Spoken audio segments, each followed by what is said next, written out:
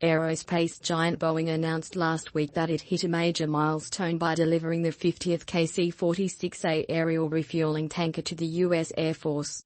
According to a company news release, the 49th and 50th KC-46A tanker deliveries to the U.S. Air Force lifted off from Boeing Field in Washington state on Tuesday, November 9, headed for Joint Base McGuire-Dix-Lakehurst, JBMDL, in New Jersey, the fifth operating base for the KC-46. Joint Base McGuire-Dix-Lakehurst celebrated the arrival of its first two KC-46 Pegasus tankers with a ceremony attended by hundreds of service members stationed at the base. The event featured several dignitary speakers including Major General Mark Camara, commander of the U.S. Air Force Expeditionary Center, who piloted the inaugural delivery flight to JBMDL, as well as Boeing's Vice President of Government Operations and retired Air Force Lieutenant General Sam Cox.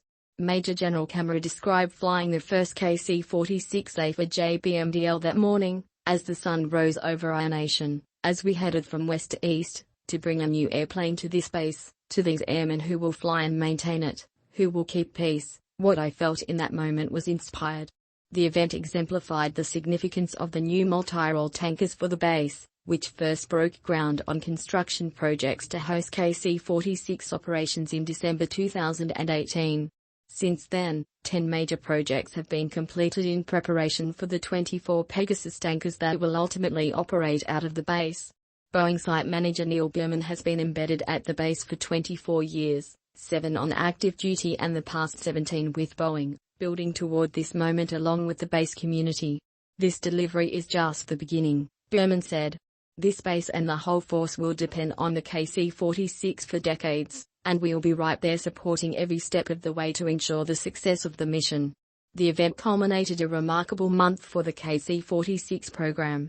In addition to this 50th KC-46A delivery to the Air Force, Boeing delivered the first KC-46A to the Japan Air Self-Defense Force in late October.